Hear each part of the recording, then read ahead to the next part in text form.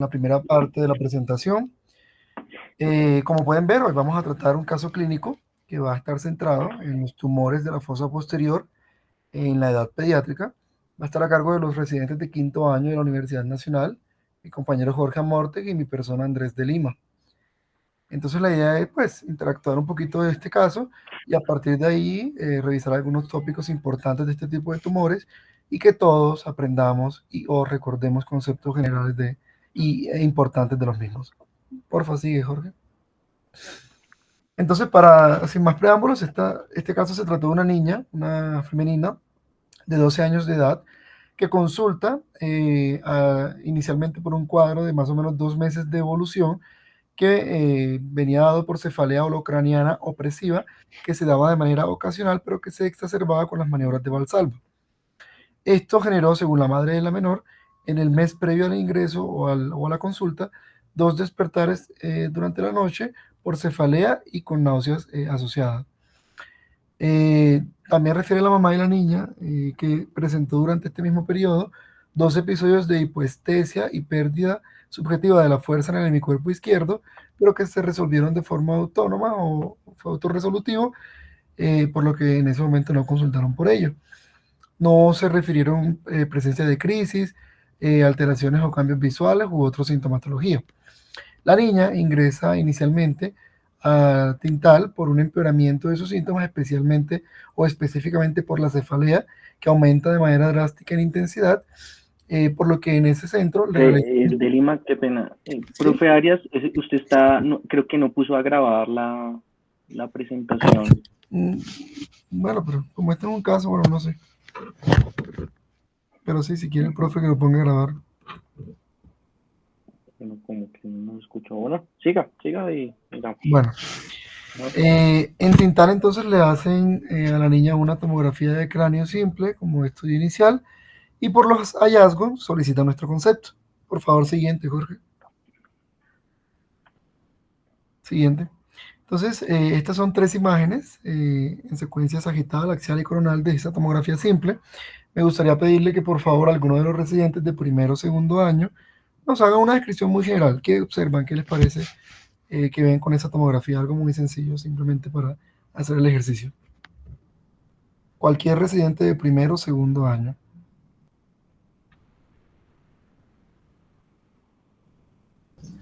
Bueno, buenas noches a todos. Listo, entonces en la primera imagen vemos una tomografía en un corte axial.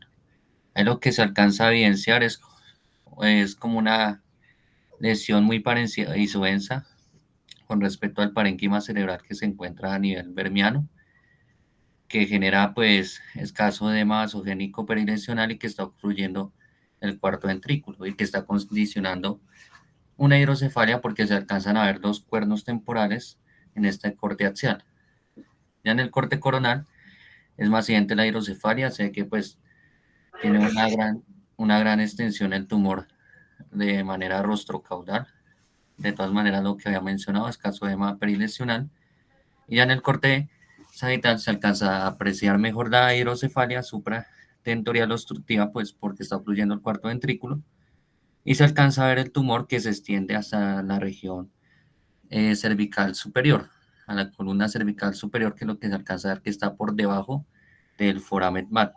E igualmente alcanza a hacer un efecto compresivo sobre el piso del cuarto ventrículo y alcanza a desplazar el tallo cerebral hacia anterior. Ok, muchas gracias, Luis. Sí, de acuerdo con todo lo que Luis menciona, de pronto decir que si bien quizá la mayor parte del tumor sí es isodensa al parénquima, yo diría más que tiene una densidad heterogénea porque también tiene zonas un poquito más hipodensas, pero muy bien lo que mencionas. Siguiente, por favor. Entonces, con esta tomografía y esta historia que les acabo de comentar, la niña es llevada al hospital de Kennedy, donde, según la historia clínica de ingreso, los compañeros documentan unos signos vitales, una presión un poco elevada para la edad, el resto de signos vitales en términos generales normales, una niña alerta, atenta, que entendía y obedecía las órdenes, orientada, lenguaje sin alteraciones, isocoria normorreactiva, no alteraciones en los movimientos oculares o la simetría facial. En general los pares craneales estaban conservados y sin déficit motores o sensitivos aparentes, mejor dicho, era en términos generales un examen físico normal. Ya la menor pues había iniciado el manejo médico, con lo que se había estabilizado su sintomatología. Siguiente, por favor. Bueno, como decía, con el manejo médico la niña mejoró y resolvió su cuadro, toleró adecuadamente la vía oral, se hospitaliza en ese contexto y se solicita entonces una resonancia magnética de cerebro contrastada, cuyas imágenes les va a mostrar mi compañero a continuación. Los residentes de tercer y cuarto año, por favor, presten mucha atención porque me gustaría que también hicieran una pequeña descripción, algunos de ustedes, de las imágenes que están viendo.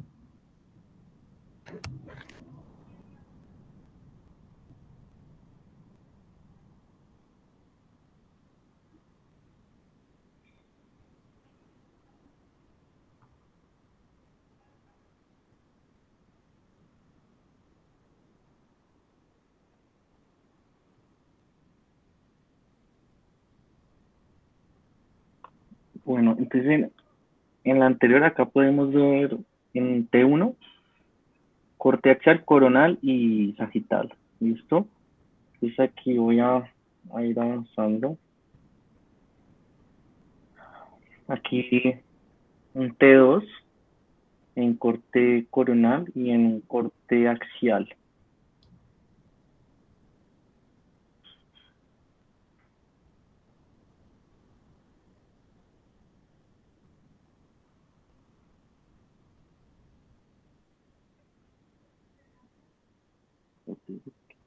Entonces, hasta este momento, un residente de tercer año, por ejemplo, nos puede describir qué ve en estas secuencias de T1 y T2 simple, sin dar diagnósticos diferenciales ni nada por el estilo, solamente una descripción general de la imagen.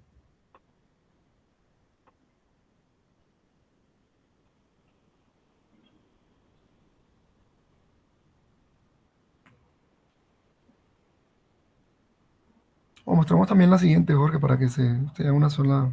Bueno, es aquí la comparación del T2 y el flare.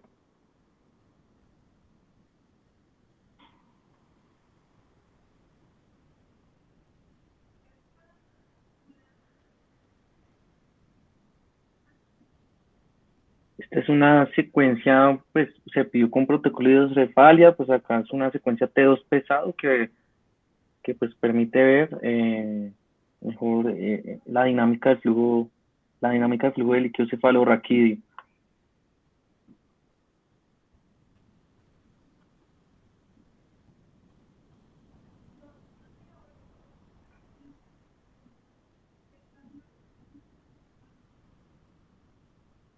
Uh-huh.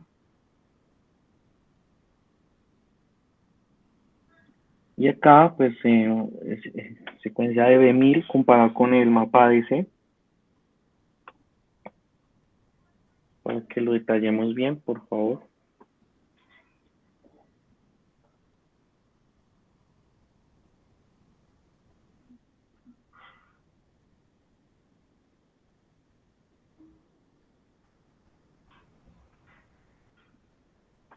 Uh-huh.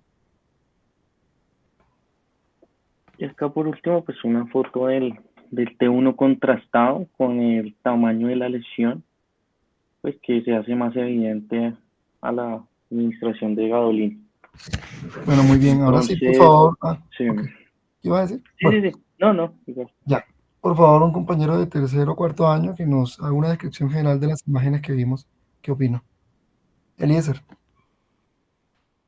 Listo, entonces acá vemos una imagen en principio con una intensidad señal mixta en T1, en T2 es hiperintensa, así como en el FLARE que se extiende desde el acueducto cerebral hasta la unión cráneo-cervical, específicamente hasta C2, con una extensión completa a nivel del cuarto ventrículo hacia lateral, hacia los redes laterales,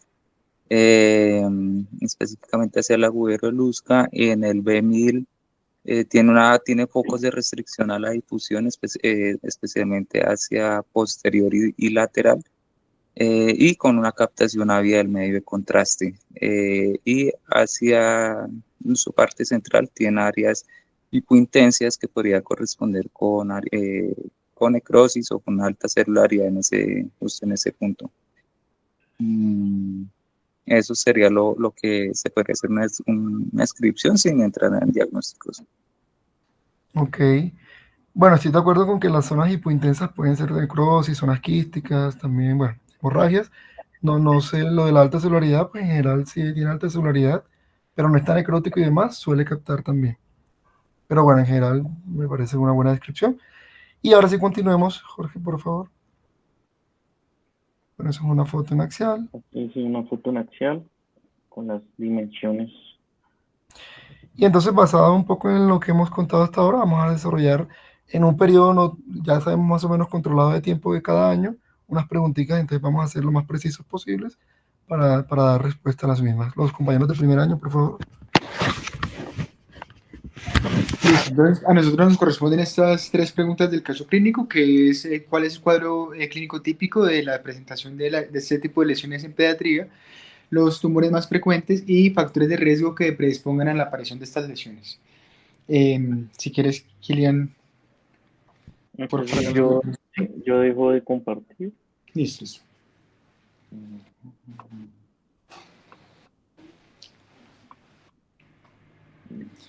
Entonces, acá para el cuadro típico me gustaría traerles este estudio. Este es un estudio que se publicó en el 2017 de una serie de casos de 37 pacientes, población pediátrica. Tomaron la característica de población pediátrica que comprende entre 0 y los 15 años y los hallazgos fueron los siguientes. Entonces, lo primero es que alrededor del 50% de estos pacientes eran menores de 5 años, que había una predominancia, digamos, leve en el sexo masculino y en adición que la sintomatología más típica, más frecuente era la cefalea, tal como el caso clínico que nos acaban de comentar, pero existían también otros síntomas como por ejemplo la emesis,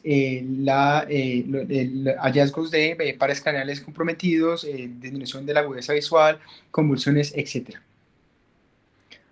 En otros estudios, en general en los estudios lo que se señala es que cefalea y emesis, cefalea más o menos en el 92% de los casos y emesis más o menos en el 60% de los casos. Y este otro estudio que me gustaría traer a colación es un estudio desarrollado en Ecuador, en donde se evaluó, es un estudio descriptivo, retrospectivo, transversal. Se evaluaron historias clínicas de 24 pacientes cuyo diagnóstico final fue el de un tumor de fosa posterior y fueron pacientes menores de 14 años. Entonces, el hallazgo de ellos es que, al contrario de lo anteriormente mencionado, no hubo una predominancia de sexo y en concordancia con el estudio anterior, el 53% de los pacientes estuvieron por debajo de los 6 años. En términos de lo que encontraron en la presentación clínica, pues se dio que alrededor del 87.5% de los pacientes se presentaron con componentes del síndrome de hipertensión intracraneal y en menor medida se observó síntomas motores, síndrome cerebeloso, etcétera, lo que pueden ver ahí en ese recuadro.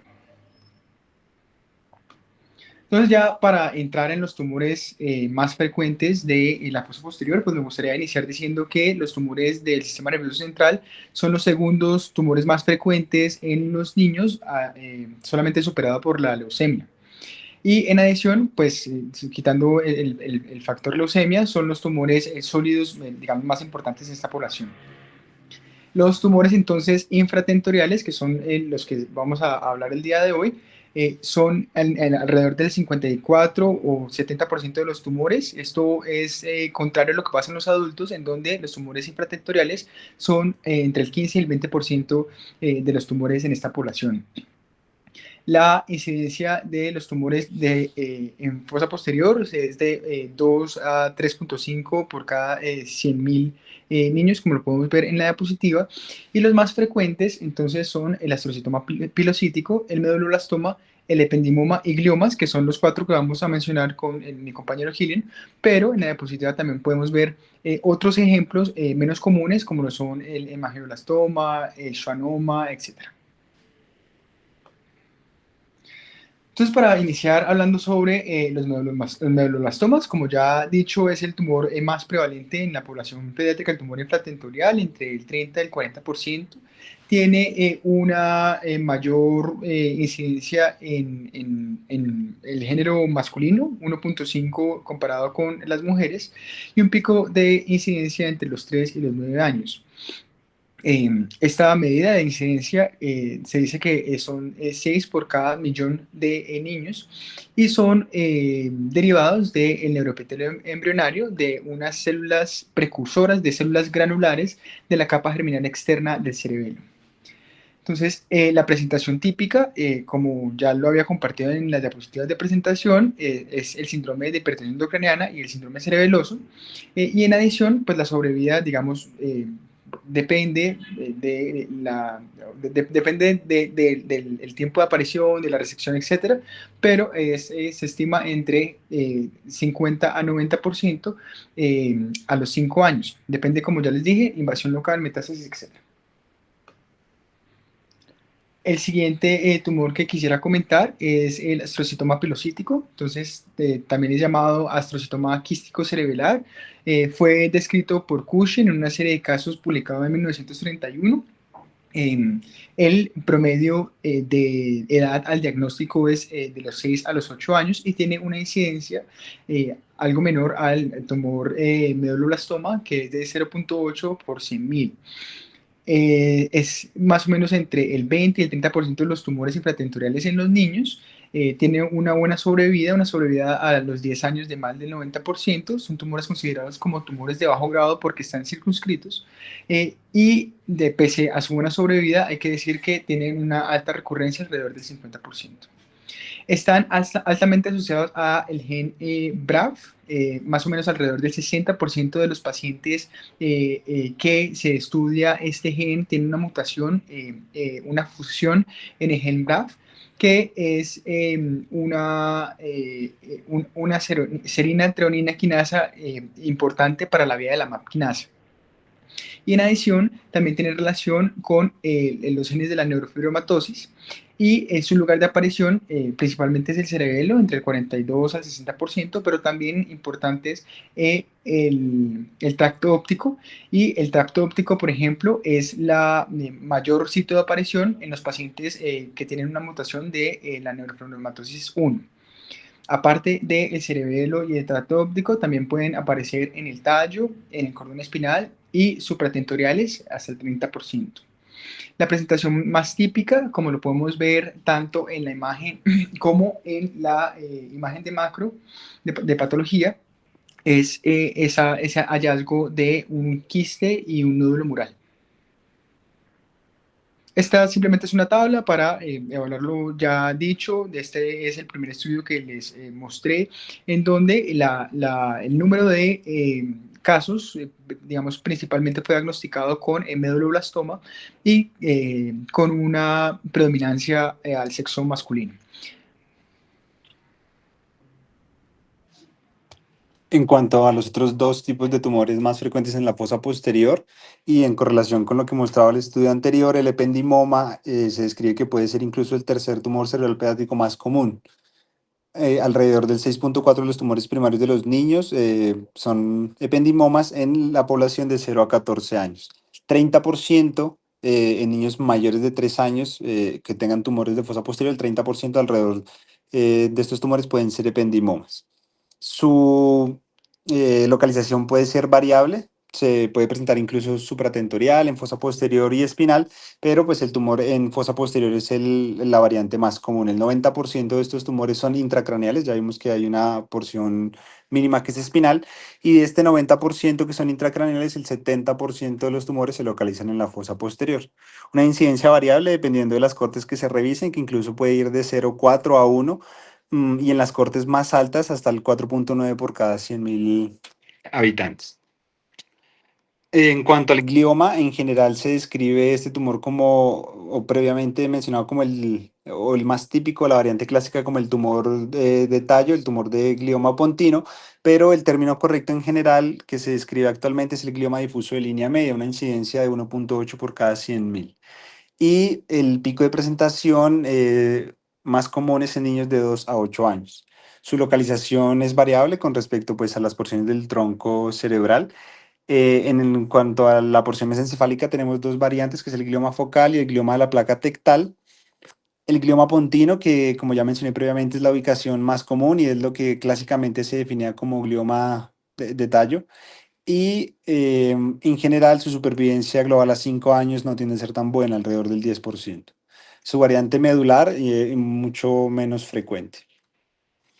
En cuanto a la pregunta sobre los factores de riesgo, si hay unos factores de riesgo asociados a la presentación de los tumores de fosa posterior en niños, pues hay que decir que la mayoría de estos son de inicio o tienen un origen esporádico, pero se ha visto también que tienen relaciones tanto como factores ambientales y síndromes genéticos. En cuanto a los factores ambientales, se ha estudiado la exposición a radiación ionizante, y en cuanto a los síndromes genéticos que predisponen a la aparición de estos tumores, traigo a discusión tres de los más importantes: el síndrome de Gorlin, el síndrome de Li-Fraumeni y la neurofibromatosis tipo 2. Con relación al síndrome de Gorlin, también conocido previamente como síndrome de carcinoma nevoide de células basales, una enfermedad con un patrón de herencia autosómico dominante caracterizado por múltiples carcinomas de las células basales propiamente en piel, aunque se puede también presentar con fibromas ováricos, y en el 5 al 20% de los casos de estos pacientes pueden presentarse con meduloblastomas. La presentación clínica de este tipo de pacientes son pacientes con macrocefalia, facies gruesas, que tienen unas manchas dermosifilográficas que incluso pueden semejarse a las manchas ya conocidas por la sífilis, estrabismo, queratoquistes mandibulares o disgenesia del cuerpo calloso y espina bífida oculta. Fisiopatológicamente se caracteriza por una mutación de un gen, el gen PTCH1, que está codificado en el cromosoma 9 en el brazo largo, que codifica un receptor de la vía del Sony Hedgehog, que en general es un gen de morfogénesis o de transformación fenotípica. En cuanto al síndrome de Li-Fraumeni, se ha conocido pues, que las mutaciones asociadas a este síndrome predisponen a tumores malignos, en general sarcomas, cáncer de seno posmenopáusico, leucemias agudas, carcinoma adrenocortical y, en el caso pues, que nos atañe de tumores de fosa posterior, los meduloblastomas. Es caracterizado por mutaciones en la línea germinal del gen TP53, que es como ya conocemos, un guardián del ciclo celular responsable de la reparación del DNA, mediar funciones de apoptosis y arresto del ciclo celular para evitar el sobrecrecimiento de las células. Y con relación a la neurofibromatosis tipo 2, se ha visto que a nivel del sistema nervioso central puede predisponer a la aparición de ependimomas, meningiomas y schwannomas vestibulares. Se caracteriza por una mutación del gen de la NF2, que codifica para la proteína merline, y su función principal es un gen supresor tumoral que, al estar mutado, y quita esa regulación negativa sobre las células, aumentando la mitosis. Se describe en un estudio realizado por Plotkin de 55 pacientes con neurofibromatosis tipo 2. Se describe que incluso, aunque es la corte en la que más se ha visto esta asociación, que hasta el 58% de los pacientes con neurofibromatosis tipo 2 desarrollaron ependimomas.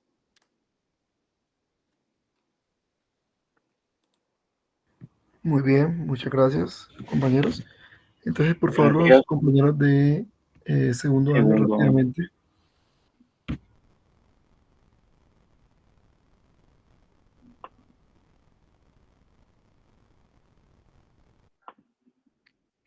Bueno, buenas Listo. noches a nosotros.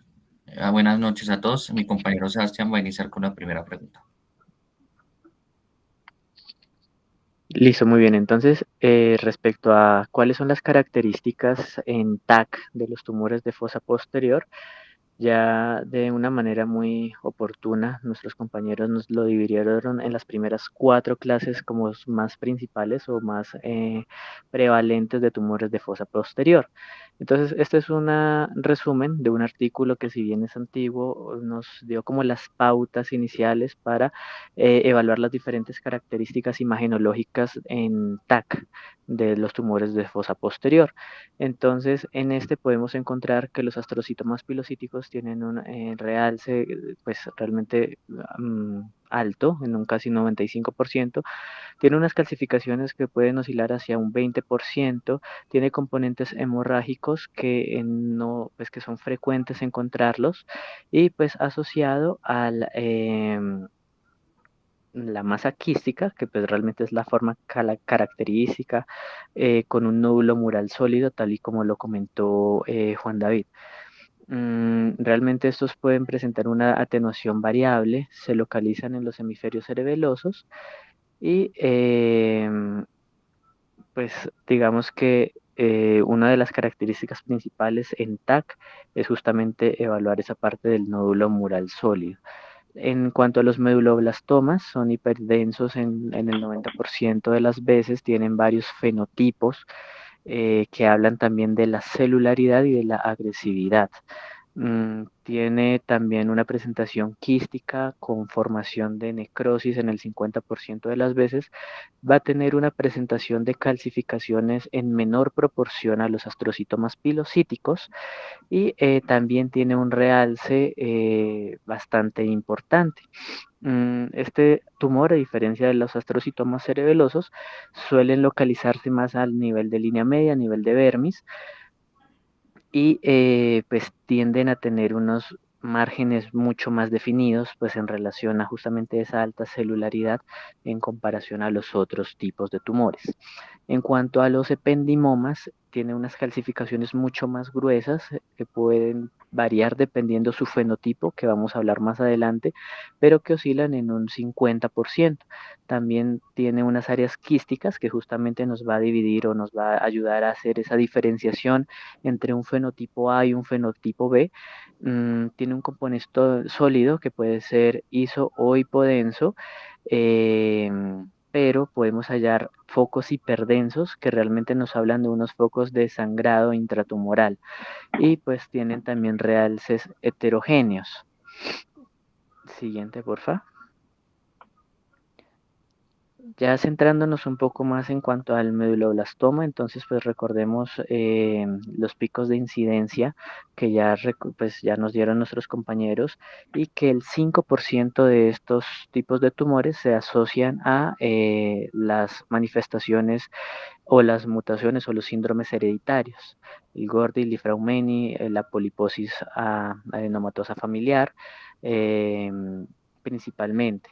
Entonces aquí tenemos inicial un ATAC sin contraste que muestra realmente una masa hiperdensa a nivel de vermis cerebeloso con focos de calcificación. Recordemos que si nos ponemos de pronto como en frecuencia, las meduloblastomas son los segundos en cuanto a mayor frecuencia de encontrar calcificaciones.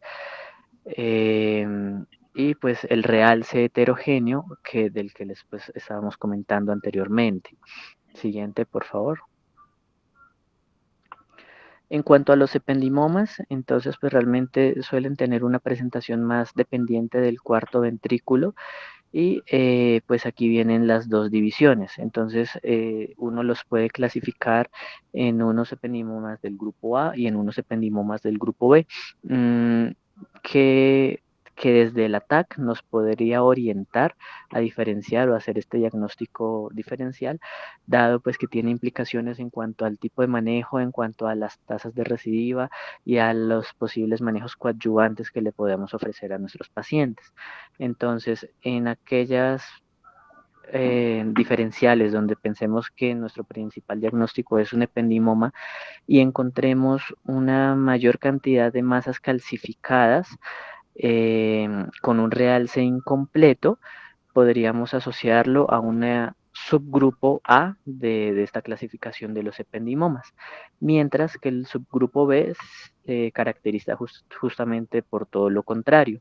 Entonces son masas que realmente no son calcificadas, tienen mayor frecuencia o mayor presentación de lesiones quísticas y tienen un realce mucho más homogéneo respecto al otro grupo. Entonces, estos tienden a desplazar o a ocluir el cuarto ventrículo de una manera bastante frecuente. ¿De qué nos va a depender esta clasificación entre grupo A y B? Pues realmente hay una metilación de una histona que va a generar una sobreexpresión de un gen que es el SHIP, y los que tienen metilado son los grupos A y los que no lo tienen metilado es el grupo B. Entonces, pues como para manera de complementar ahí la información. El siguiente, por favor. En cuanto a los astrocitomas, entonces, pues, como les comentaba, el astrocitoma pilocítico es el más frecuente, con ese nódulo mural, y tal y como nos lo comentaron anteriormente, tienen unas altas tasas de recidiva, si bien son lesiones de bajo grado, ya en el manejo quirúrgico hay entonces la discusión de si hay que quitar toda la cápsula, de si se quita todo el nódulo, pero pues eso se abarcará más adelante. En esencia, entonces aquí lo que vemos es justamente estos componentes quísticos asociados también a unos componentes también que pueden ser sólidos y unas masas que por lo general son hipodensas a nivel del vermis. Y en la imagen de la derecha tenemos también una lesión que realmente tiene un componente mixto, tanto sólido como quístico, y justamente ese componente sólido tiende a ser isodenso, justamente pues por la parte de la celularidad. Siguiente, entonces en cuanto a los gliomas de tallo, entonces tal y como lo comentó Kilian, realmente son gliomas difusos, entonces hay unos gliomas de bajo grado, unos gliomas exofíticos, unos gliomas de alto grado que son menos frecuentes. Digamos que el comportamiento general, como para caracterizar mejor, son masas expansivas a nivel del puente principalmente, pero pues tal y como lo mencionaron, pueden llegar incluso a la unión cráneo-cervical, que lo que hacen es rodear justamente las estructuras vasculares y en esencia cuando se ubican en el puente lo que hacen es rodear la basilar sin comprimirla, que esa es una característica importante de pronto para orientar nuestros diagnósticos. Siguiente. Entonces, hay otro tipo de tumores que son menos frecuentes, que son los teratoides o los rhabdoides atípicos. Entonces, realmente son tumores que tienen un comportamiento muy heterogéneo, tienden a tener unas tasas de crecimiento rápida, tienen unas porciones sólidas hiperdensas que hablan justamente de esas tasas de replicación y tienden pues, a tener unos comportamientos agresivos. Generan principalmente hidrocefalia por obstrucción del cuarto ventrículo.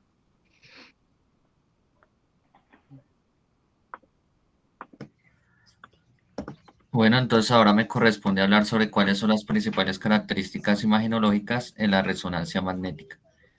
Entonces, este gráfico me parece bastante ilustrativo en cuanto nos permite hacer un abordaje bastante dinámico con respecto a qué características pueden ser llamativas a la hora de evaluarlos. Entonces, si lo dividimos, digamos, de acuerdo a la porción anatómica implicada, por ejemplo, si encontramos en los hemisferios cerebelosos, entonces hay que preguntarnos en primera instancia si hay una restricción a la difusión, porque si la hay, digamos que si tiene un gran componente extraxial, podríamos estar ahora hablando de un neuroblastoma con la mutación Sony Hedgehog, según la clasificación de 2021.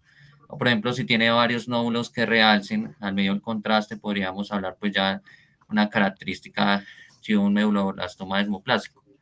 Si no hay una restricción a difusión importante y tiene un componente sólido y quístico, pues ya hablamos de un astrocitoma pilocítico, de acuerdo con lo mencionado el compañero Sebastián. Si es una dependencia mayor del cuarto ventrículo, entonces debemos preguntarnos lo mismo, hay una restricción a la difusión, entonces si es así, entonces podríamos considerar que estamos hablando de un medulloblastoma, pero por el contrario, si se asocia a componentes quísticos, hemorrágicos y calcificados, es una característica que se puede encontrar en el ependimoma. Si ya se hace una extinción hacia el foramen del Usca y a los ángulos cerelopontinos, entonces de igual manera, si una restricción a la difusión es un paciente menor de 3 años, podríamos estar hablando de un tumor rhabdoide teratoide atípico, pues con su pronóstico, digamos, una supervivencia de 12 a 15 meses, y si no, pues el medulloblastoma WNT.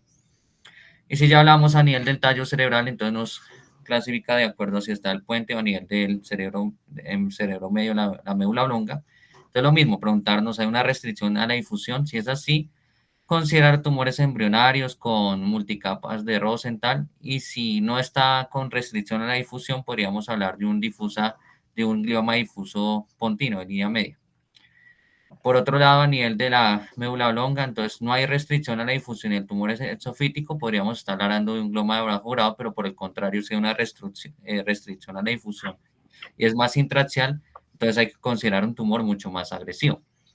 Entonces aquí hay unas características que incluso nos habla de la localización, entonces por ejemplo, hay que hablar del techo o el piso del cuarto ventrículo. Si está más a nivel del techo del cuarto ventrículo, entonces esto es una dependencia más del medulloblastoma, que se encuentra principalmente en las porciones inferiores del vermis. Hay digamos, hay menos heterogeneidad. En el T1 lo podemos ver como hipo, en el T2 podemos ver iso o hiperintenso.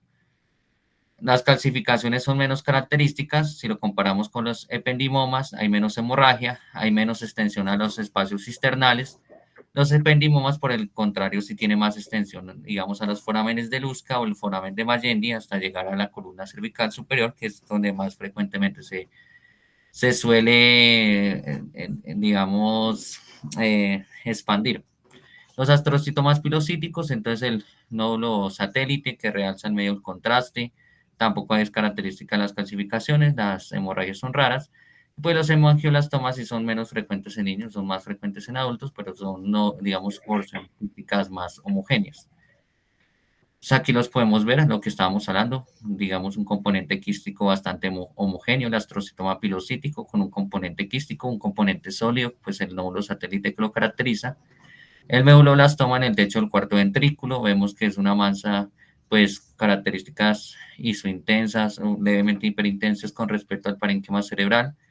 Y ya el ependimoma con su extensión a la columna cervical superior, pues una dependencia del piso del cuarto ventrículo. Entonces aquí lo estamos viendo, una mejor característica. Entonces aquí vemos cómo el componente quístico es hiperintenso con respecto al parénquima cerebral. Aquí tiene un nódulo quístico isointenso que nos habla del componente sólido celular. Aquí lo podemos ver, tiene unas características hipointensas, y si lo vemos al medio contraste, pues hay un realce de ese nódulo satélite del astrocitoma cerebeloso. En cuanto al medulloblastoma, pues aquí estamos viendo un corte sagital y un corte axial, entonces lo que vemos, pues una dependencia de la porción del vermis inferior, del techo del cuarto ventrículo. Entonces, como lo podemos ver, pues parece que tiene unas características por su alta celularidad, bastante homogéneo y, digamos, y su tendencia a encontrarse en la línea media. En las secuencias de T2, pues sus características de ser hiperintensos. Este sí tiene una menor extensión a las cisternas y a los forámenes de Lusca y de Magendie con respecto al ependimoma. Hasta el 25% de estos tumores pueden presentar algunas metástasis y su difusión a través del líquido cefalorraquídeo. Además, digamos que el edema perilesional que lo caracteriza suele ser leve. Cuando tenemos varios tipos de gliomas, como ya habíamos mencionado, Kilian, pues gliomas intrínsecos difusos del tronco encefálico, gliomas de la placa tetal. Entonces, ¿qué los caracteriza? Entonces, este tipo de glioma, pues, puede comprometer del 50 al 75% del diámetro transverso del tronco encefálico, condicionando precisamente una hidrocefalia obstructiva. También aquí vemos en el medio el contraste que hace un realce, pero pues la característica es que es principalmente una dependencia intraxial de ese tronco encefálico. Hay otros tipos de tumores, gliomas exofíticos del bulbo raquídeo. Con respecto al anterior, este suele tener un mejor pronóstico por su tasa de recepción, ya que es exofítico y tiende a extenderse hacia el cuarto ventrículo, permite una mejor recepción, y esa es la característica. Entonces, presenta un mejor pronóstico con respecto al anterior. Cuanto a los gliomas de la placa tetal, es una dependencia así de la tienda del cerebelo, aquí lo podemos ver. Digamos que puede incluso confundirse o no ser evidente por el tema de la hidrocefalia obstructiva, y también, digamos, es una lesión de mucha mayor recepción y resolutilidad al tratar la hidrocefalia, que inclusive suele ser el tratamiento, el manejo de la hidrocefalia, como lo vemos acá en esta resonancia magnética. Aquí vemos los ependimomas, entonces el componente que habíamos hablado, entonces su característica de la dependencia del piso del cuarto ventrículo, tiende a tener una extensión incluso a la columna cervical superior, porque suele diseminarse a los forámenes de Lusca y más frecuentemente al foramen de Magendie. También las metástasis cerebrales pues no son tan frecuentes, pero se pueden presentar. Tiene también aquí, puede tener unas componentes quísticos y también las calcificaciones que ya hemos mencionado que es mucho más frecuente con respecto a los meduloblastomas. Tumor ratoide teratoide atípico es un tumor pues, que se presenta frecuentemente en niños menores de 3 años, tiene unas características malignas, un pronóstico de 12 a 15 meses a pesar de la quimio y la radioterapia, y es un tumor que pues, suele presentar sitios de restricción a la difusión por su alta celularidad, también suele presentar componentes quísticos, hemorrágicos, un realce heterogéneo, lo que nos habla de una alta celularidad y de un gran componente maligno e invasivo, y pues se suele extender incluso, digamos, en toda la extensión del puente y del cuarto ventrículo. Entonces, es un tumor que invade bastante las estructuras adyacentes. Listo. Sí, sigue mi compañero Sebastián con la tercera parte, que es la ubicación, digamos, como es diciente con respecto al diagnóstico diferencial. Bueno, entonces pues realmente en cuanto a cuestiones ya del tiempo, realmente sí importa mucho y pues eso es algo que ha quedado claro a lo largo de la charla en donde les hemos explicado que dependiendo la localización, pues es más frecuente uno. Esta es una imagen, es un esquema ilustrativo en donde si nos vamos desde hacia anterior hacia posterior de la fosa craneal posterior, vemos cómo de pronto a nivel del puente, a nivel del tallo cerebral, del cuarto ventrículo, del cerebelo tanto anterior como posterior, vamos a tener unas prevalencias o unas mayores probabilidades diagnósticas solo por la ubicación. Y si pues vamos más allá, entonces hay una serie de tumores epidermoides en donde dependiendo del epicentro, si dependen más del cuarto ventrículo, si dependen más del agujero magno, pues eso también nos va a hablar en cuanto a pronóstico, en cuanto a grado de resecabilidad, en cuanto a patrón genético, en fin, pues realmente son patrones que realmente nos ayudan a determinar pronóstico, etiología y manejo. Siguiente, porfa. Y pues este también es como otro resumen, realmente son unas memotecnias, el MEIS y el BIM, entonces nos hablan tanto de mayor frecuencia, menor frecuencia y el BIM en viceversa de los tumores de fosa posterior. Y al otro lado tenemos unas características en imágenes, entonces dependiendo pues si están más dependientes del cuarto ventrículo, más del vermis, de si tienen la invaginación o bordean la basilar, como en el caso de los gliomas difusos, de si tienen un componente quístico, de si tienen nódulos, de si tienen diseminación, leptomeningia, bueno, demás. Pero No en se esencia, oye. sí. Súbale Ahí, el volumen. Sí se oye, profe. Sí, ya. escucho, profe. Debe ser su audio. ¿Sí me escucharon bien la última parte o...? No, sí. Yo he escuchado bien también, no sé los demás. Bueno, Por favor, entonces pues recordemos, chicos, que toca ser resumidos con el tiempo. Faltan dos en intervenciones esencia más. son las características que, pues, que queríamos traer a colación con mi compañero Luis. Ok, muchas gracias. Bueno, interesante. Bueno, muchas Que gracias. vayan los compañeros de tercer año, por favor, recordemos que son alrededor de 10 minutos por año para que pueda llevarse a cabo la dinámica. La ubicación es un tema muy interesante y la imagenología guía mucho, sin embargo, siempre recordar que finalmente esos son diagnósticos diferenciales y pues el resultado de la patología será que del diagnóstico. Por ejemplo, solo por mencionarlo, todos tenemos claro el tema de que los ependimomas suelen surgir más del piso, en tanto los meduloblastoma más del techo, pero eso no es una regla. Los ependimomas subtipo A, de hecho, algunos estudios sugieren que surgen más del techo o los aspectos laterales. Listo, por favor, los compañeros del tercer año.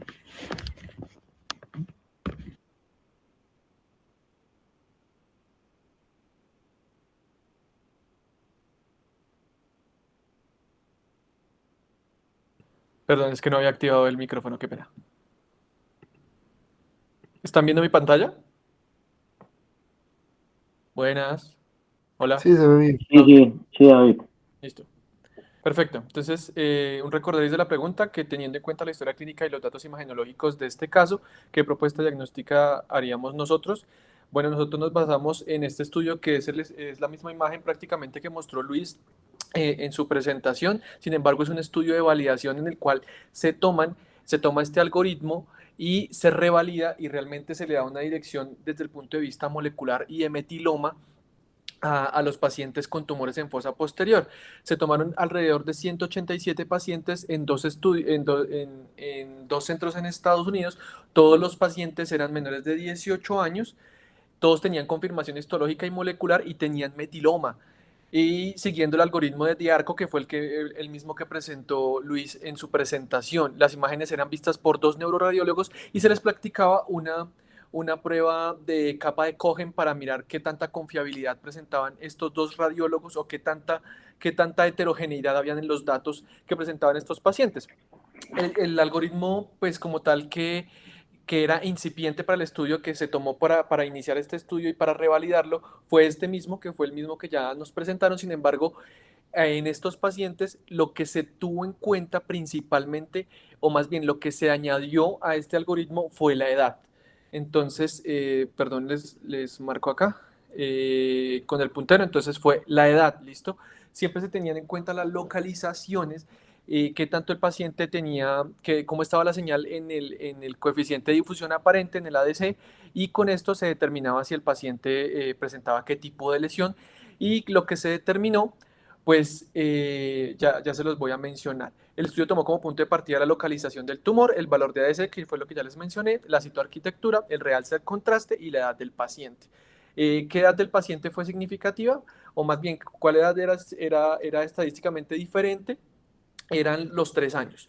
¿Listo? Y entonces al término, pues lo que se hizo fue que se confirmaron los diagnósticos histológicos, incluso se dieron cuenta, pues, que los pacientes con tumores de fosa posterior y con determinadas características radiológicas se podían agrupar incluso en algunos casos con una fiabilidad cercana o superior al 70% en sus grupos histológicos confirmados. ¿Listo? Entonces, dados los hallazgos clínicos, entonces prácticamente lo que nosotros hicimos, el análisis de este estudio, pues lo que se concluyó fue que los pacientes presentaban un valor predictivo positivo si se utilizaba este algoritmo, que este es el algoritmo revalidado, como les estaba mencionando, en el cual pues nosotros lo que hicimos fue enfocar el paciente, una paciente de 12 años con una localización que nosotros sospechábamos se encontraba más hacia los recesos de Luschka y hacia los recesos de Luschka, o sea que nos encontrábamos más hacia la parte 4 de este algoritmo. ¿Listo? Nosotros sospechábamos que tenía una señal intermedia en el ADC, no encontramos un componente quístico o hemorrágico. ¿Listo? Entonces lo principal que sospechamos fue un ependimoma, respondiendo la primera pregunta. ¿Listo? Entonces, pues acá lo que les pongo es lo que nosotros principalmente sospechamos y la conclusión a la que llegamos con la primera pregunta, basado en este estudio, que es el estudio más grande de validación radiológica e histopatológica de los tumores de fosa posterior, aunque no tiene tantos pacientes, 187 pacientes. ¿Listo? La segunda pregunta, ¿cuándo está indicado hacer estudios de imagen de todo el neuroeje en tumores de fosa posterior y por qué?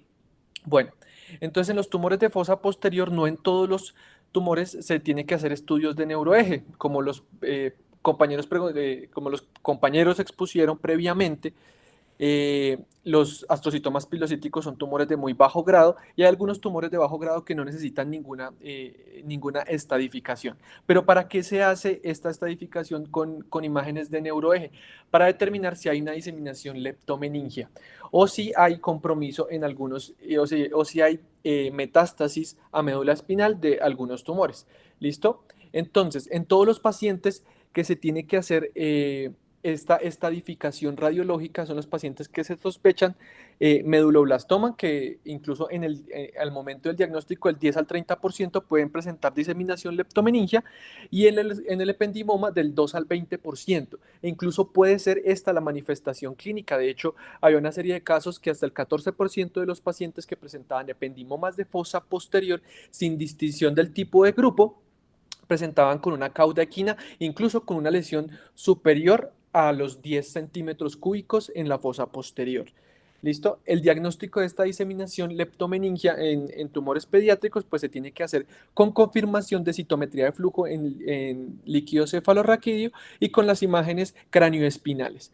Confieren un mal pronóstico con una mediana de supervivencia no más lejana de los 7 meses para cualquiera de estos dos tumores. ¿Listo? Y los patrones radiológicos que uno podía encontrar en la diseminación leptomeningia en los tumores pediátricos e incluso en muchos tumores que tenían una diseminación leptomeningia, pues lo que se encontraba más frecuentemente era este patrón, que es un patrón como en algodón de azúcar, que se veía en el espacio subaracnoideo, pero que también puede presentarse o sea, con compromiso paquimeningio. Y a nivel de la médula espinal, pues lo que uno encuentra, pues ese mismo patrón de algodón de azúcar a nivel de la médula. Esto es una imagen de T1 contrastada, o sea, estas lesiones realzan el contraste y muchas veces también lo que hacen es que realzan todo el espacio subaracnoideo, lo cual también confiere un mal pronóstico, incluso con terapia oncológica coadyuvante. Para la tercera pregunta, que se importan los aspectos moleculares e histopatológicos en el manejo y pronóstico de la principal sospecha diagnóstica, entonces les traigo este algoritmo, que es la única imagen que les traje para responder esta pregunta. Entonces, los ependimomas desde la clasificación del 2021 no se les ha conferido ningún tipo de mal pronóstico, ninguna característica ominosa a sus caracteres histológicos. ¿Por qué? Lo que pasa es que existen ependimomas del grupo A, ependimomas del grupo B y ependimomas NOS o no clasificados en otra parte. Entonces, estos no clasificados en otra parte, o los grupo A o los grupo B, todos tienen las mismas características, todos tienen características de agresividad, alta actividad mitótica, mutaciones del P53, incluso. Entonces, lo que se ha determinado es que las características histológicas, la necrosis, las hemorragias focales o la proliferación vascular no le confieren mal pronóstico al paciente, porque todos los ependimomas, independientemente del grupo, presentan estas características histológicas. ¿Listo? Entonces, ¿qué es lo que se ha visto?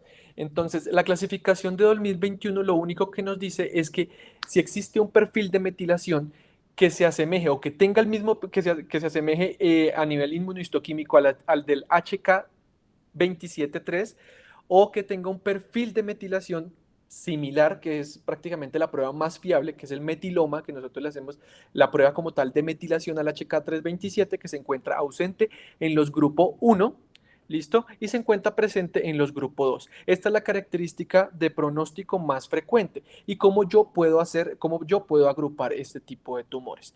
Entonces, bueno, ¿qué se ha encontrado? Que en los análisis de citometría y de cariotipo, lo que se ha encontrado pues es que hay variantes anatómicas genéticas que le confieren a los pacientes mal pronóstico. Dentro de las que más se encuentran con mal pronóstico es el hecho de que el paciente presente un ependimoma de fosa posterior del grupo A, o sea, que tenga una pérdida de la metilación, o sea, que esta inmunohistoquímica no me pinte, y que también presente la pérdida del brazo largo del cromosoma 6 y una ganancia en el brazo largo del cromosoma 1. Esta pérdida dual, como tal, esta malformación dual, pues es la que peor pronóstico me va a conferir. La ganancia en el brazo largo del cromosoma 1 me va a conferir a peor pronóstico con una mediana de supervivencia cercana a los 8 meses, según cómo se defina la resección, ¿listo? Y lo otro, pues, es que el paciente no presente ningún tipo de alteración como tal citogenética. Esto le confiere un buen pronóstico si el paciente se llevó a resección completa. Esto es bien importante porque dentro de los algoritmos e incluso en el libro de la OMS, en la clasificación de 2021, esto es incluso más reciente, ¿listo? ¿Por qué? Porque en la clasificación de la OMS ellos hablan que el pronóstico depende de la resección y no necesariamente, porque ahí no enfocan estas variantes citogenéticas, ¿listo? Y en el caso de los ependimomas del grupo B, entonces pues acá sí la resección completa pues tiene un papel fundamental. Sin embargo, pues también lo que se ha visto que disminuye el pronóstico, porque estos son de mejor pronóstico, ¿listo? Porque presentan la metilación del H3K27. Lo que se ha visto es que tiene un pronóstico intermedio con una mediana de supervivencia de 5 años que supera el 80% si el paciente no presenta una pérdida en el brazo largo del cromosoma 13.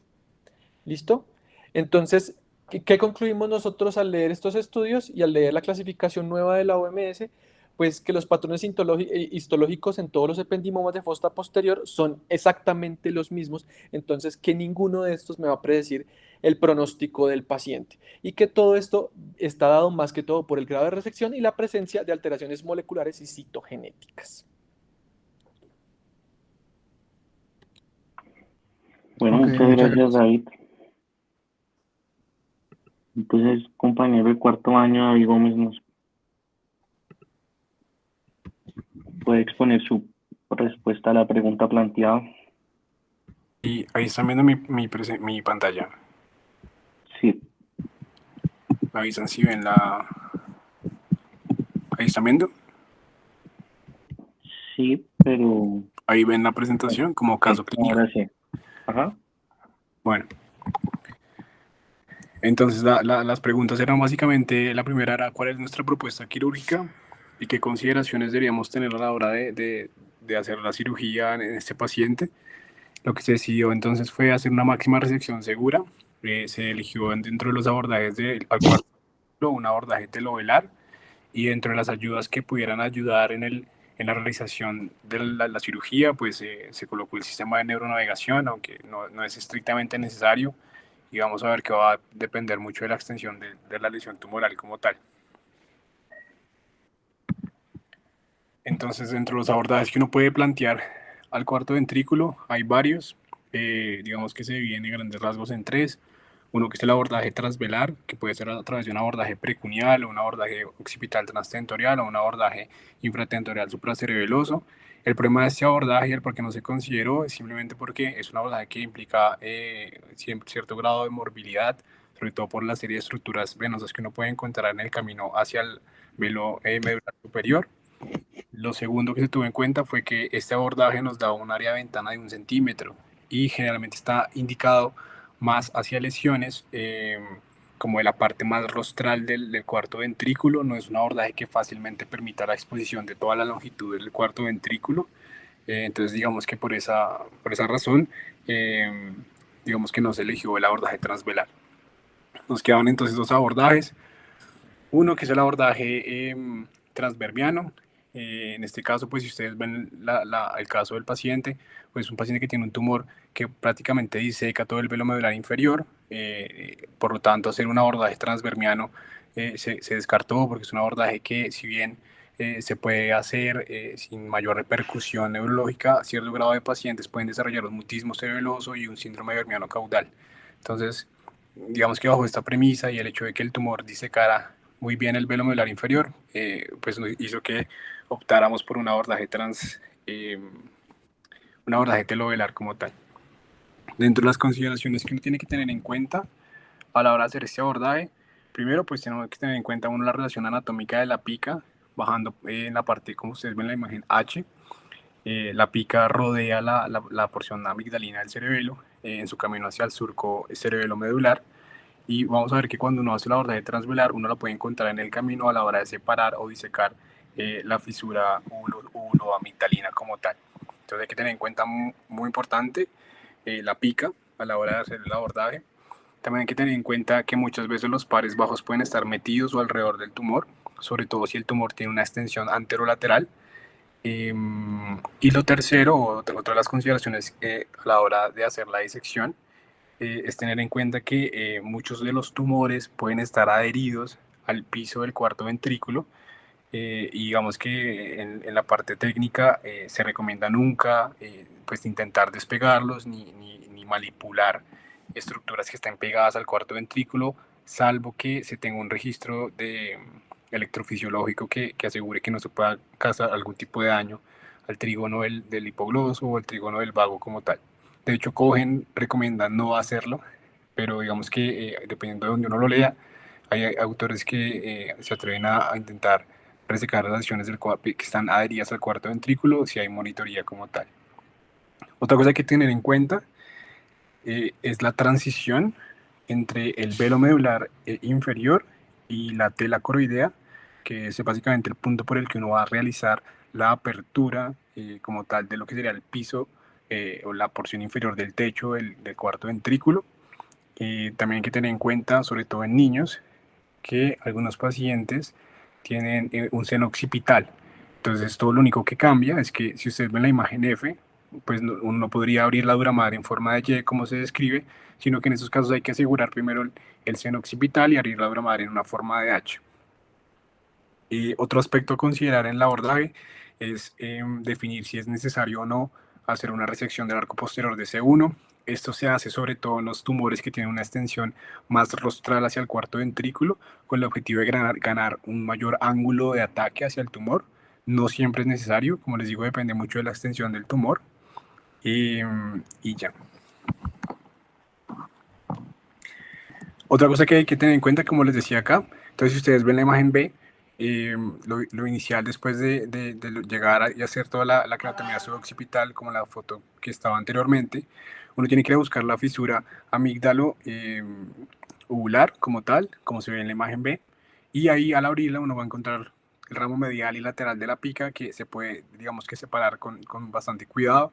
Lo siguiente que hay que identificar es la tela coroidea y la unión de la misma con el velo medular inferior.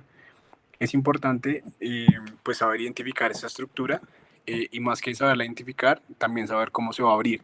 Entonces hay dos formas descritas de abrirla.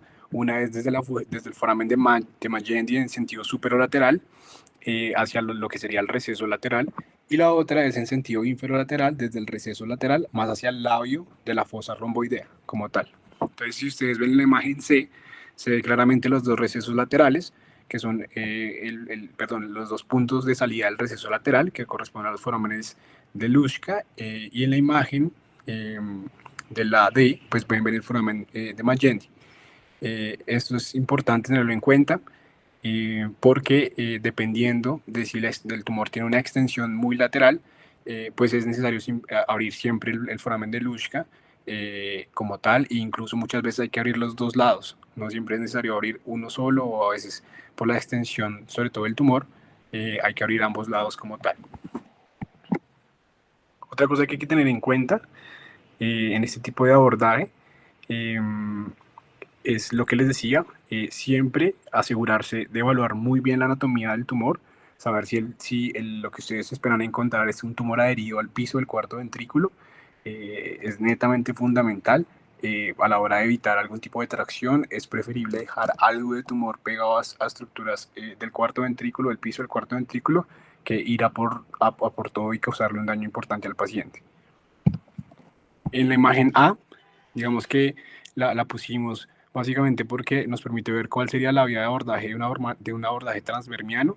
Básicamente es lo mismo, a veces cuando hay lesiones de gran tamaño y el espacio o el área de trabajo del abordaje telovelar no es suficiente, hay que abrir la úvula. Digamos que la mayoría de los pacientes han algo de ataxia troncular por la localización y el compromiso sobre todo también del nódulo que está inmediatamente posterior de la úvula, pero el principal o la principal morbilidad como tal de abrir el vérmix a este nivel es que algunos pacientes en un porcentaje considerable, cerca del 10%, pueden hacer un síndrome de vérmix caudal, incluso un mutismo cerebeloso como tal. Bueno, la siguiente pregunta era cómo manejamos la hidrocefalia en tumores de fosa posterior. Es importante, pues ya como todos los compañeros dijeron, cerca del 70 al 90% de los pacientes con tumores en fosa posterior debutan con hidrocefalia. Este porcentaje es mucho menor en los adultos, hasta un 50%. Cerca de un 7% de los pacientes que debutan con hidrocefalia y un tumor de fosa posterior requieren una derivación definitiva. Y algo importante que siento que hay que tener mucho en cuenta es que cerca del 30% hacen hidrocefalia persistente. Entonces ese paciente que uno tiene con una variación ventricular externa por un tiempo, se hace registro de la PIC, empieza el destete de la variación ventricular externa, el paciente la tolera y en consulta uno lo ve en seguimiento y empieza a hacer hidrocefalia. Entonces hay que tener en cuenta ese porcentaje del 30%. Este es como un algoritmo de manejo que está orientado a qué hacer en el paciente que llega con hidrocefalia en tumor de fosa posterior. Sería pues de un estudio que se hizo sobre todo en adultos, en el que se valoraron la presencia de desenlaces clínicos en pacientes sometidos a ya sea derivación ventriculoperitoneal, tercer ventrículo, cisternostomía o derivación ventricular externa más resección tumoral. Digamos que a grandes rasgos, por cuestiones de tiempo, lo que se tiene que tener en cuenta acá es que depende mucho del estado clínico del paciente. Entonces, lo interesante es que pues, si el paciente está estable, se prefiere siempre hacer resección tumoral más colocación de una variación ventricular externa, pero si el paciente llega inestable, lo que se prefiere siempre, dependiendo de si existe la disponibilidad del insumo, es hacer una tercer ventrículo cisternostomía, o en su efecto, como probablemente nos toque a nosotros, dependiendo del hospital en el que estemos, hacer una variación ventricular externa. ¿Qué se sabe de todo esto? Que la tasa de resolución de la hidrocefalia, con las 3 intervenciones, la más alta es derivarlo de entrada, ¿sí? Sin embargo, no es la idónea, ¿sí? Entonces, dependiendo del estado clínico, uno debería tener este tipo de conductas. También es interesante este artículo porque le da a uno un algoritmo de cómo manejar la hidrocefalia y cómo hacerle el seguimiento a sus pacientes, dependiendo de si inicialmente le pusiste una tercer ventrículo, le hiciste una tercer ventrículo o le hiciste una derivación o le llevaste a resección tumoral y derivación ventricular externa en un paciente que estaba pues estable como tal. Es en adultos como tal el algoritmo, pero vamos a ver que el manejo de la hidrocefalia en tumores de fosa posterior no difiere mucho respecto al paciente pediátrico. Bueno, ese es otro estudio que es interesante porque vuelve a hacer énfasis en lo que les decía, cerca del 20% de los pacientes hacen hidrocefalia recurrente, ¿sí? Generalmente lo que se encuentra es que los pacientes que son llevados a resección tumoral y derivación ventricular externa con posterior retiro de la misma son los que más tienen riesgo de requerir o de hacer hidrocefalia recurrente con el tiempo, ¿sí? Este 20% es alrededor del 6º mes. Y vemos que el único que no hace pues, de hidrocefalia recurrente o el que tiene un porcentaje de 0 es la variación ventricular, la variación ventrículo-peritoneal como tal, una variación definitiva. La tabla muestra esto, como es el porcentaje digamos que de curación de la hidrocefalia con el tiempo, y vemos que al cabo de 6 meses, tanto la tercer ventrículo cisternostomía como el resección tumoral más derivación ventricular externa son los pacientes que más riesgo tienen de hacer este tipo de hidrocefalia recurrente. Hay varios factores de riesgos descritos, que son estos que están ahí nombrados como tal, que es importante acá, ya por cuestiones de tiempo, que hay un score. Entonces está el score que está en la parte inferior, el CPPRH, que es un score que le dice a uno cuál es el riesgo de que ese paciente que uno recibe con una hidrocefalia por un tumor de fosa posterior desarrolle hidrocefalia a los 6 meses, independientemente de si lo derivaste con una variación definitiva, le hiciste tercer ventrículo o simplemente le hiciste resección tumoral y le quitaste la ventriculostomía externa. Para que lo revisen, es un score bueno, validado inicialmente en población pediátrica, pero posteriormente también se validó en población adulta. Entonces es interesante para que le echen una mirada. Y ya para terminar, la última pregunta era, ¿qué papel tiene la terapia ayudante en los tumores de fosa posterior? Entonces digamos que los más frecuentes, pues así rápidamente, el astrocitoma pilocítico, que es el tumor pediátrico pues, más frecuente, y pues vemos acá este algoritmo de manejo de un artículo del 2020, si no estoy mal, perdón, 2024. Básicamente todos los pacientes que tienen astrocitoma pilocítico, que de entrada tienen como característica un IDH negativo, tienen un bajo riesgo y la resección completa es lo que hace que el pronóstico del astrocitoma sea muy bueno como tal. De entrada es bueno, pero si uno logra una resección completa, el paciente se cura, ¿sí? Que es interesante que hay un estudio reciente también que muestra que los pacientes que son llevados a quimioterapia y radioterapia ayudante en pacientes que tienen astrocitomas pilocíticos residuales, ya sea por la localización del tumor, les va peor en términos de sobrevida como tal. Entonces, para ver la importancia de la cirugía. En el medulloblastoma, básicamente vemos lo mismo. De hecho, vemos que salvo el subtipo WNT, la resección total se asocia con mejor pronóstico, es lo que confiere mejor pronóstico a todos los pacientes. Sin embargo, es importante tener en cuenta algo que decía Castillo, y es que uno no sabe, pues uno no sabe cuándo opera un tumor, si es un WNT, si es un SHH. Entonces, siempre la enseñanza o el aprendizaje de esto es que uno debe ir a sacar la máxima resección segura en tumores de fosa posterior, ¿sí? Porque como vemos, ya vemos con el astrocitoma pilocítico, con el medulloblastoma, el pronóstico va a estar determinado netamente por la resección quirúrgica como tal. pues en la mayoría de los casos. Y este es el mismo cuadro que les mostró el doctor Castillo, es un cuadro del doctor Quinda, y lo que pretende mostrarles es lo mismo. Entonces, si ustedes se dan cuenta, independientemente de si es un grupo A o es un grupo B, lo importante es llevarlo a resección completa, ¿sí? Desafortunadamente uno no sabe, pues hay algunas ayudas imagenológicas, más si es hemisférico, de línea media, que le pueden ayudar para darse una idea si es tipo B o un grupo A o un grupo B, pero digamos que a cierta medida, por ejemplo, nosotros no hacemos esto, ¿sí? No se hace un estudio de ventilación, o la mayoría de los centros en los que estamos nosotros eso no se hace, así que la moraleja de esto es hay que sacar lo que más se pueda y hacer una resección máxima segura independientemente del tipo de tumor que se tenga. Y ya. ¿Tienes más? No. Bueno, David, muchas gracias. Bueno, entonces voy a compartir mi pantalla. Ahí están viendo la presentación. Sí. Listo. Bueno, entonces ya para concluir y para comentarles cómo se resolvió el caso, entonces el concepto de nosotros como equipo de neurocirugía, y como bien los compañeros acaban de describirlo, dado que inicialmente la paciente estaba con un estable y con un estado neurológico conservado, sin ningún déficit asociado, y prácticamente en el momento de la cirugía la paciente tenía casi que una resolución completa de los síntomas con los que ingresó, y considerando que posiblemente, dado que en algunas imágenes de T2 y T1 se sospechaba inicialmente que el tumor pudiera tener algo de invasión hacia el piso y el techo del cuarto ventrículo, consideramos prudente hacer dos procedimientos quirúrgicos o dos tiempos quirúrgicos en un mismo tiempo anestésico.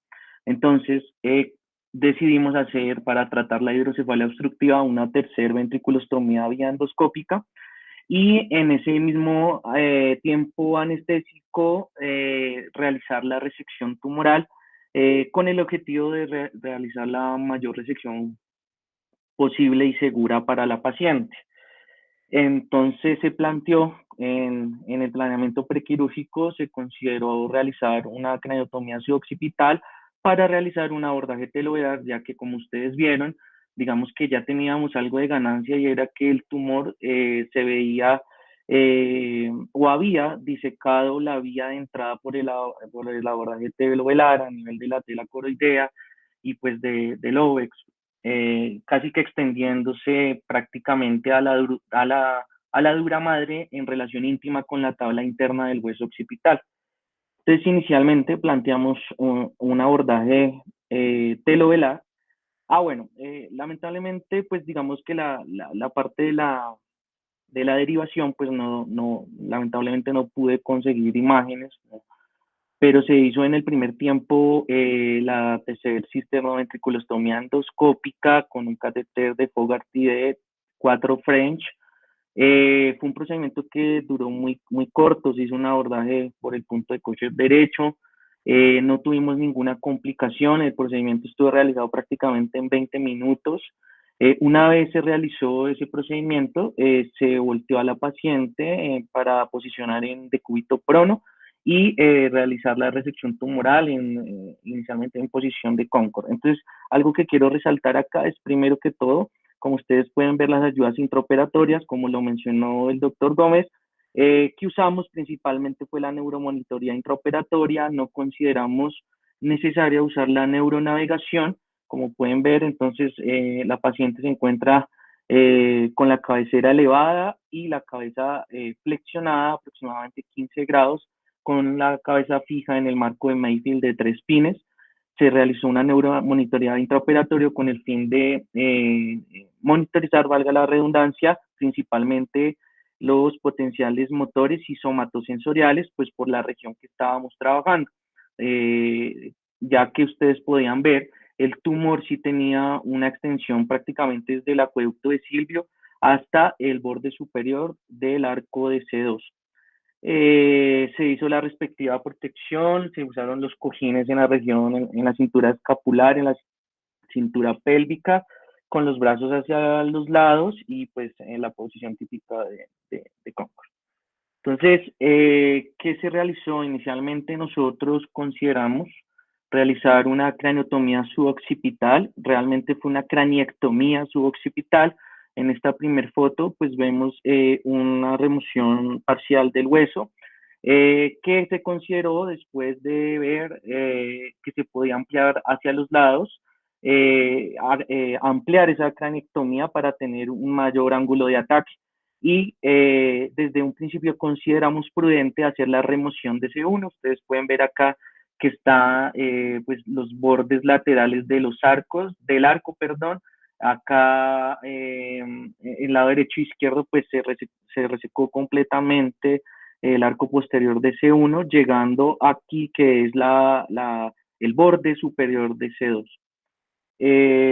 Acá vemos pues cómo están tensas lo que en principio sospechábamos que eran las tonsilas. Iniciamos una urotomía, se consideró hacer una urotomía en Y, y cuando hicimos la urotomía en Y, como ustedes pueden observar, se hizo reparo de los bordes durales y pues se pudo casi que exponer por completo la porción que estaba de manera extraventricular del tumor. Entonces, ¿qué quiero resaltar acá? Primero que todo, estas son para, pues acá hay estudiantes y demás, son las tonsilas cerebelosas con algunos vasos venosos, no se alcanza a diferenciar muy bien lo que es la úvula, y si ustedes comparan este tejido con este, pues evidentemente encontramos que hay una extensión de todo esto, que es más o menos un tumor de consistencia brillante, de color brillante, como marrón, en algunas zonas grisáceas, en algunas zonas como con mayor vascularización, que se extendía hasta los segmentos más superiores de la columna de la médula cervical, comprometiendo pues toda la unión bulbo-medular. Acá se ve como también llamaba la atención que las dos tonsilas estaban desplazadas hacia superior. Entonces, para ubicarnos un poco hacia acá, es la parte más cefálica en la foto propuesta, y aquí la parte más caudal, y la pongo así porque es el ángulo que teníamos de visión pues para iniciar la resección tumoral.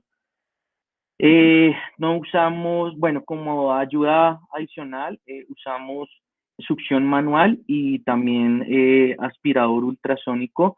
El tumor, afortunadamente, inicialmente se logró hacer un debulking en el que poco a poco nos iba dando un plano de clivaje y de disección, y poco a poco fue descendiendo él solo, sin mayor resistencia, desocupando o vaciando lo que es el cuarto ventrículo. Si ustedes pueden observar acá, esta parte más blanquecina ya corresponde al piso del cuarto ventrículo, y pueden ver cómo al hacer una resección parcial en este punto de la cirugía, pues se ve el espacio que ocupaba el tumor. Asimismo, en esta zona, quiero resaltar, hay una parte tumoral que vimos y está en toda la unión bulbomedular, la cual estaba muy adherida por su parte más rostral a ese bulbo y esa médula en el aspecto posterior del mismo, con bastantes adherencias piales y bastante irrigación sanguínea.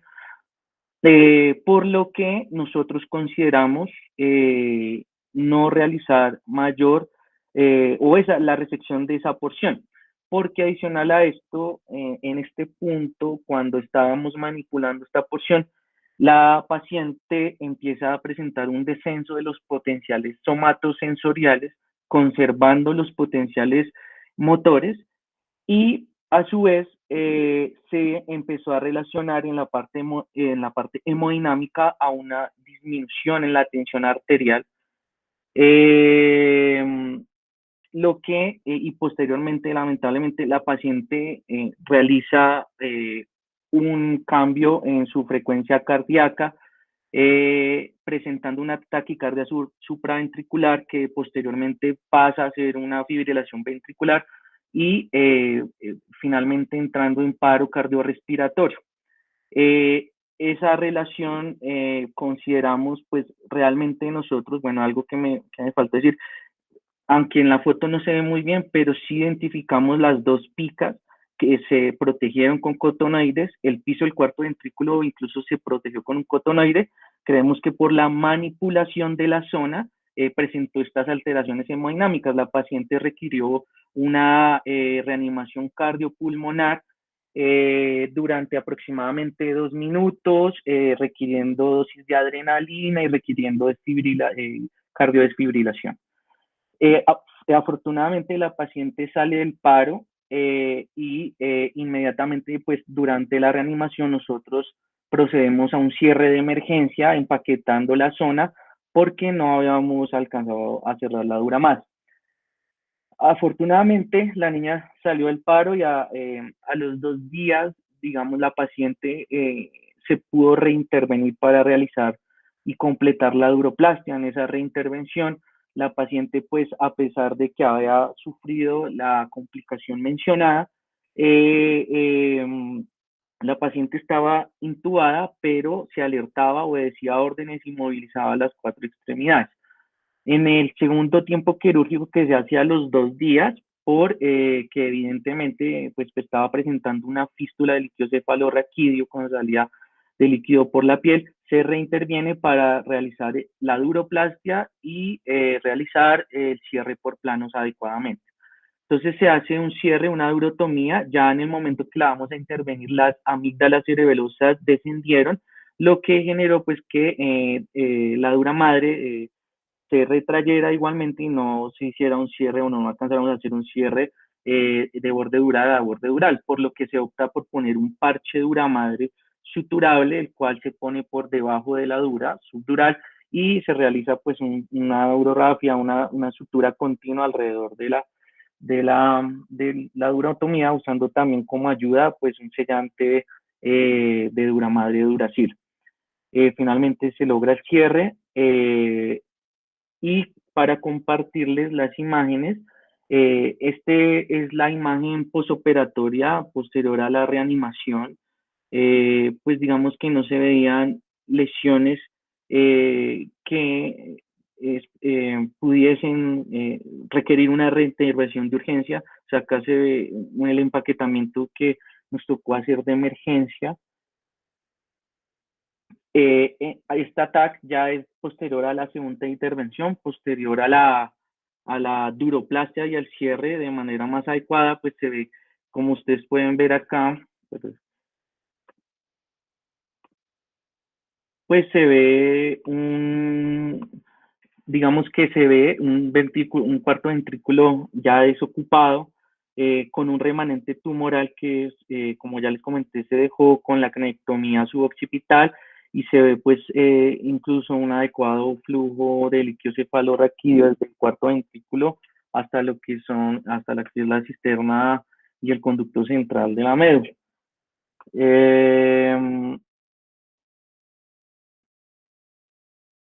Y ya, bueno, esto es un TAC postoperatorio ya más reciente, en el cual se ve que el ventrículo, o sea, que hay un flujo, aunque hay una leve dilatación del cuarto ventrículo, de primera instancia no se ven isquemias o lesiones importantes a nivel del tallo cerebral.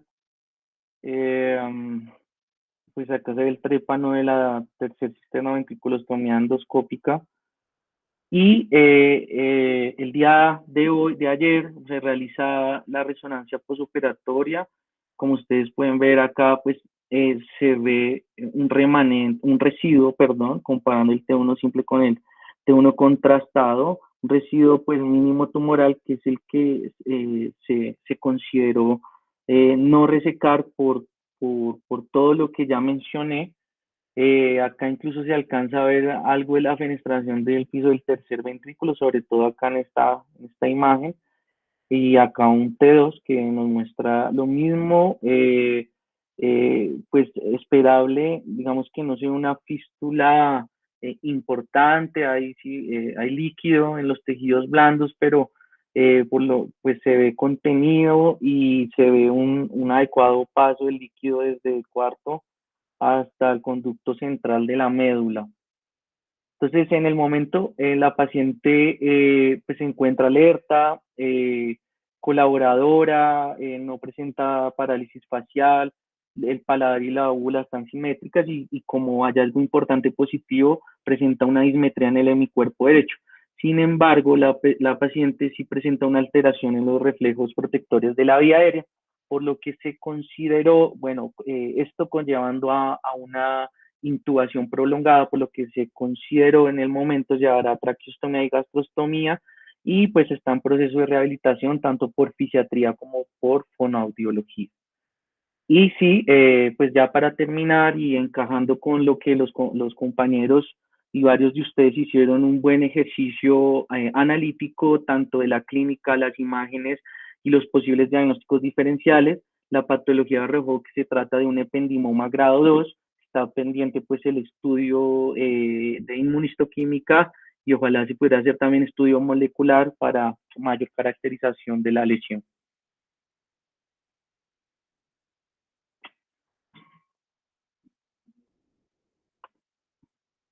Listo, entonces no sé si tengan preguntas o algún comentario adicional.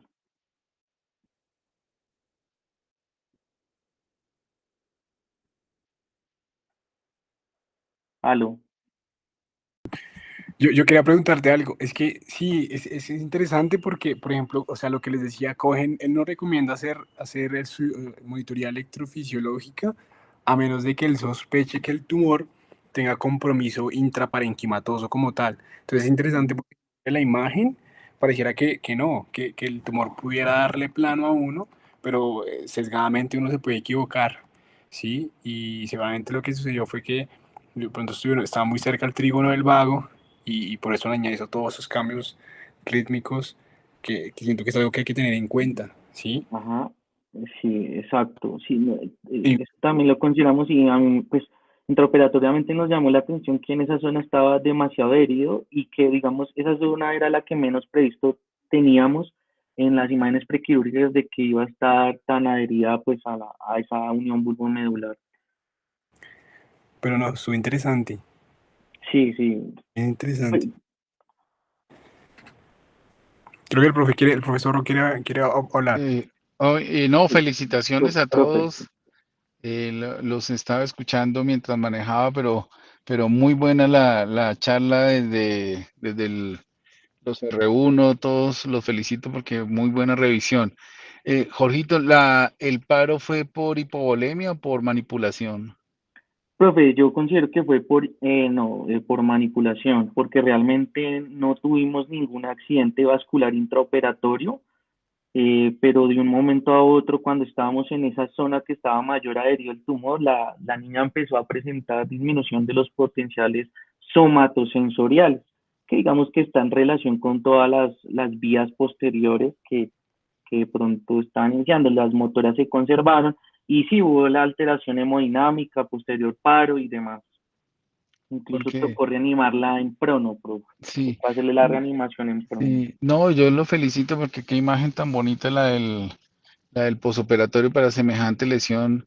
Está muy buena. Lo que a mí me ha enseñado la vida es, pues, la posición es bien importante cuando se vaya a operar los tumores de fosa posterior y especialmente en niños muy pequeños en donde no, o sea, no se les puede colocar el Mayfield, entonces a veces uno queda muy colgado. La otra cosa que a mí me ha pasado, sobre todo en niños pequeños, es tratando de sacar todo el tumor, no me ha ido tan bien, ¿sí? Y sobre todo en niños menores de 2 años y con tumores muy grandes de fosa posterior, lo que yo he optado es, o sea, como todos como todo, las revisiones y la enseñanza es que esos tumores tienen más sobrevida a mayor resección y preferiblemente resección completa. Entonces, lo que yo he hecho en los niños muy pequeños para evitar esos problemas de hipovolemia o que me hagan paro y todo eso es saco la mayor cantidad posible y antes de que el paciente empiece en el deterioro de hipovolemia, paro y 8, 15 días después les hago un segundo tiempo, ¿sí? Porque o sea, todos estos tumores no tienen tratamiento complementario, menos si son niños muy pequeños. Esta niña era de 12 años, pero la radioterapia, ustedes saben que no se puede dar en niños menores de 3 años, es un problema. Y a veces para evitar que el paciente llegue a estas instancias de hipovolemia o que se pueda hacer paro y todo, por sangrado, planeo la cirugía para hacer una resección completa, pero en 2 tiempos. Más o menos, yo creo que lo que cambió la cirugía de la fosa posterior en niños fue el telovelar, porque eso viene más o menos, no sé si alguien, pero eso viene desde 1995. A mí me tocó la época en donde se alcanzó a hacer pacientes por vía transverbiana, pero eran pacientes que presentaban definitivamente autismo, ¿sí?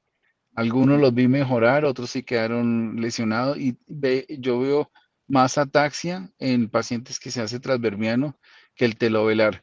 Si la memoria no me engaña, es un abordaje que lo diseñó el doctor Oliveira, Evandro Oliveira, en Brasil en 1995. Pero pues esta es una cirugía que es un reto, es una cirugía que hoy por hoy la hacen con frecuencia, mejor dicho, este pasó lo hacíamos antes mucho los neurocirujanos generales, hoy en día lo hacen mucho más los neurocirujanos pediatras. Esos eran mis comentarios. Muchas gracias, profe.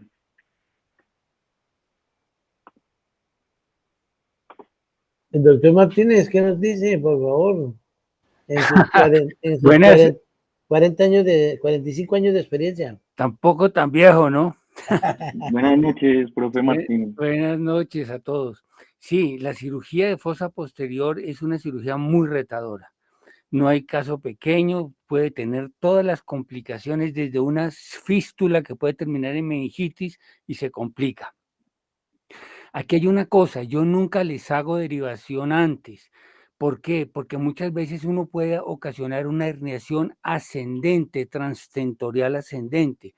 Yo siempre, cuando voy a operar un tumor de estos de fosa posterior, primero le hago la craneotomía en la fosa posterior y una vez abierta ya le paso el catéter ventricular en la posición, una toma occipital, que es muy fácil, eso en un minuto usted o menos le hace la derivación y la tiene lista. Siempre la dejo cerrada, para evitar que se me forme un coágulo y me haga una hidrocefalia. Si necesito, pues la abro, pues para eso es la protección. La vida me ha enseñado que muchas veces uno, pues, no, excelente lo que ustedes hicieron y es un ependimoma. Hay algunos que se parecen a medulo, hay otros que no.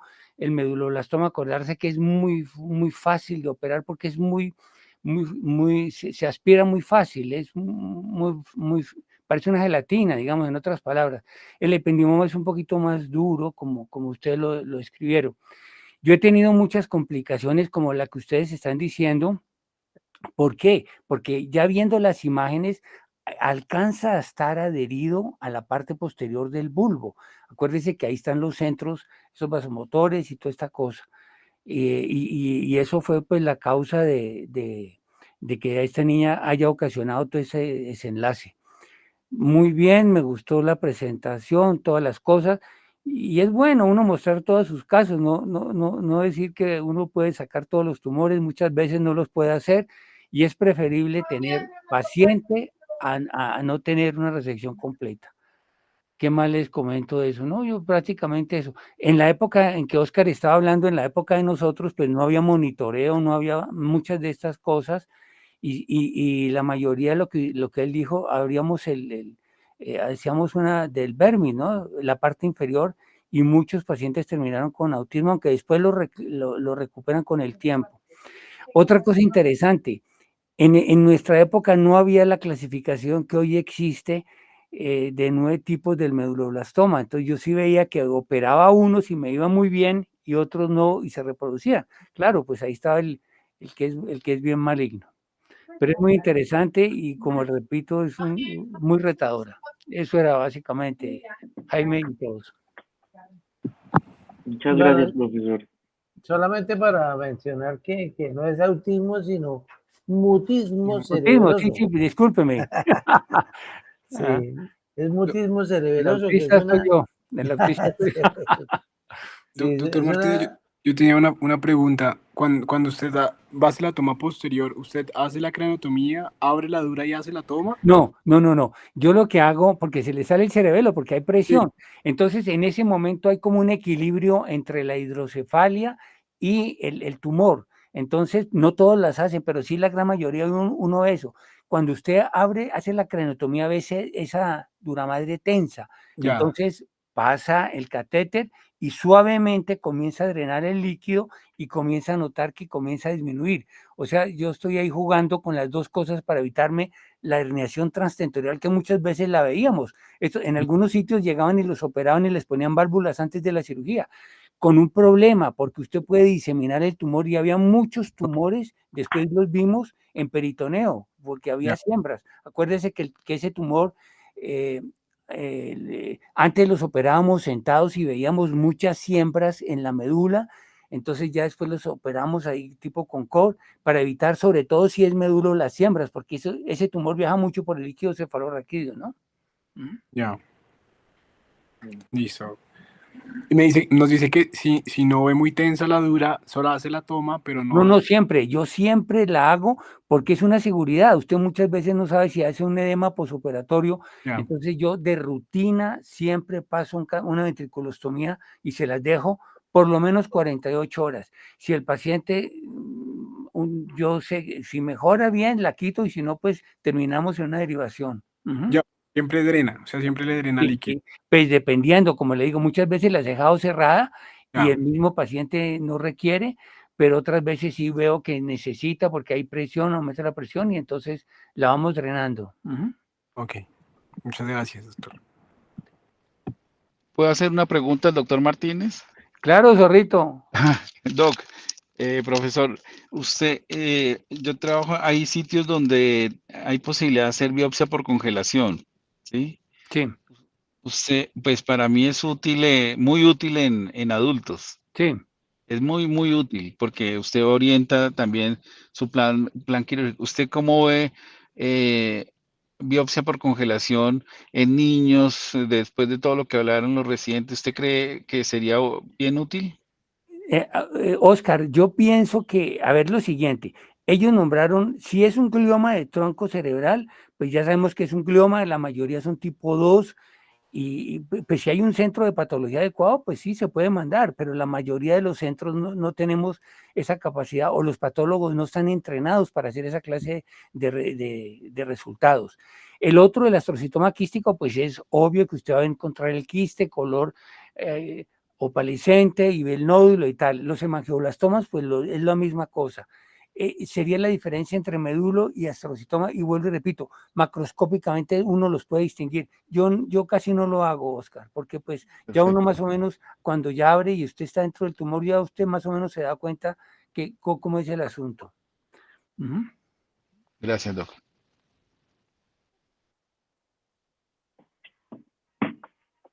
Profesor Ro, Bien. el Señor. abordaje telovelar estaba averiguando y es Roton quien lo escribió. Sí, pensé que Sí. era, bueno, el que lo trajo a América Latina fue Evandro Oliveira. ¿Fue más o menos en qué año? ¿1995 por ahí? Pero No, Oscar, ¿cuántas veces nosotros hicimos ese abordaje sin saber ponerle ese nombre? Porque nosotros entrábamos por debajo y si nos daba, pues lo Sí, operábamos y si no, sí, abríamos sí, lo sí, otro. O sea sí, que le sí, puso el sí, nombre, pero casi siempre lo hicimos, ¿no? sí, sí, sí, de acuerdo, sí, señor. Bueno, profesores y compañeros, muchas gracias por su asistencia y por sus valiosos aportes. Espero que haya servido pues para aprender en común y pues reconocer lo que dice el doctor Martínez, reconocer que muchas veces no se pueden hacer una resección completa y prevalece más pues el paciente. y pues también aprender de esto las posibles complicaciones y los posibles errores y que siempre hagamos una retroalimentación con cada procedimiento quirúrgico que hagamos, nos vaya muy bien o cuando no nos va tan bien. ¿Listo? Entonces, muchas gracias por su asistencia y buenas noches para todos. Felicitaciones. Gracias a Jorge, ustedes. pero fue muy buena cirugía, muchas gracias. Muchas gracias, profe. Sí, Hasta luego. Buena noche a todos. Gracias. Muchas felicitaciones a todos. Muy bien, Freddy. Muy Bueno, bien trabajado. bueno, muchas gracias. Gracias a todos. Feliz noche. Bueno, feliz noche.